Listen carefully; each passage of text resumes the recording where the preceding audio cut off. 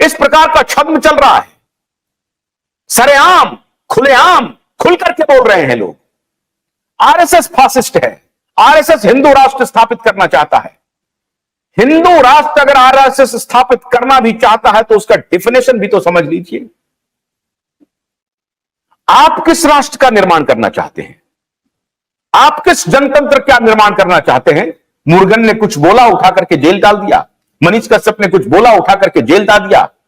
आप किस जनतंत्र की बात कह रहे हैं? एक आरएसएस 1925 में बनता है, 1940 आते आते उनके फाउंडर का निधन हो जाता है।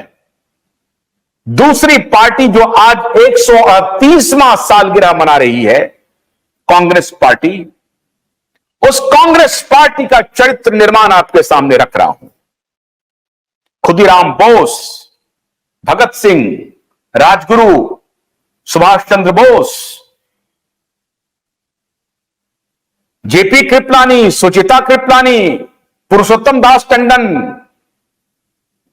और पटेल साहब, राजेंद्र बाबू, इनमें से कितने परिवार के व्यक्ति को आपने राजनीति में देखा है?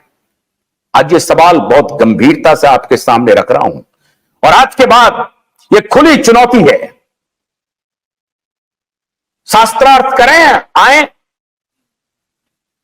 हम जो फैक्ट रख रहे हैं आप भी रखें। आप जानते हैं राजेंद्र बाबू के परिवार के किसी को? आप जानते हैं खुदीराम बोस के परिवार के किसी को? आप जानते हैं भगत सिंह के परिवार के किसी को? आप जानते हैं राजगुरु के परिवार के किसी को? आप जानते हैं वल्लभ भाई पटेल के परिवार के किसी को?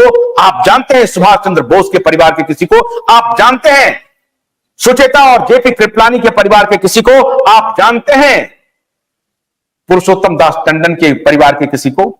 मेहता के परिवार के किसी को? किसी को नहीं जानते हैं।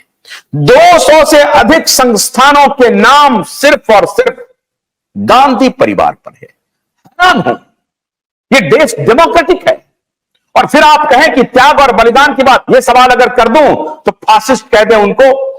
मैं आज आपको एक बहुत जबरदस्त नैरेटिव बताने वाला हूं और आज नववर्ष की शुरुआत हो रही है, हिंदू नववर्ष की।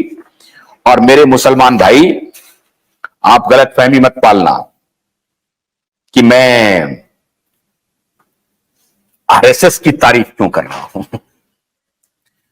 आरएसएस के कुछ फैक्ट्स आपके सामने रख रहा हूं जो आपको समझना बहुत जरूरी है। क्यों कहते हैं फासिस्ट फासिस्ट फासिस्ट?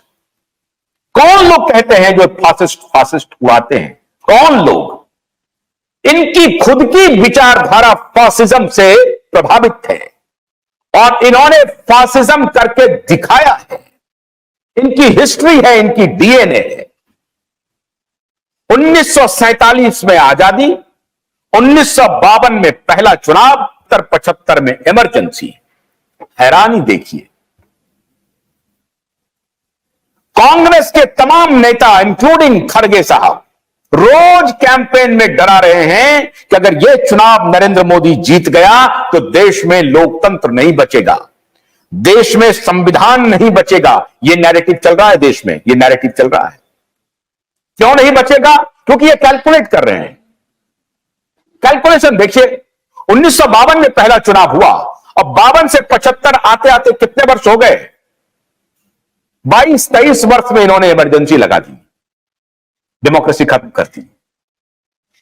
इमरजेंसी लगा दी, right to get the justice भी डिनाई हो गया उस इमरजेंसी में। आप अदालत के तरफ नहीं जा सकते हैं, अदालत का मुंह नहीं देख सकते हैं। कोई अगर आपको गिरफ्तार कर लिया तो अपना हक मानने के लिए आप अदालत नहीं जा सकते हैं। और आज के जस्टिस के पिताजी, आज के जो चीफ जस्टिस हैं, इनके भी पिताजी उस लार्जर 5 बेंच जज में से एक मेंबर थे जिसने कहा था कि राइट टू जस्टिस अब आपके पास नहीं है।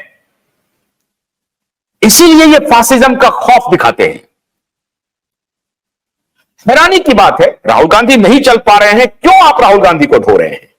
फिर आप आरएसएस पर अटैक कर रहे हैं। आरएसएस फासिस्ट है? कैसे आप कह सकते हैं कि आरएसएस फासिस्ट है?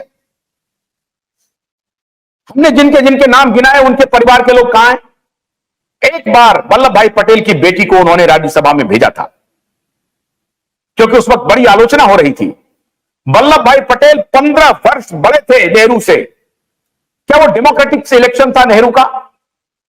पंडित नेहरू का इलेक्शन डेमोक्रेटिक नहीं था, वो एक चॉइस था, सेलेक्टिव था, और गांधी ने उन्हें सेलेक्ट किया था।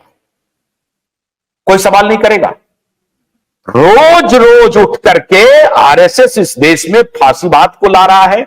आरएसएस इस देश में जो है संविधान खतरे में डाल रहा है, और संविधान खतरे में डाल रहा है। कितने संशोधन हो गए आज तक? कितने संशोधन हो गए आज तक? संविधान खतरे में नहीं पड़ा क्या? भोलानाथ के 2-in-1 बैटरी ऑपरेटेड हार्वेस्टर कम ब्रश कटर के साथ ट्रॉली अतिरिक्त लागत पर उपलब्ध है।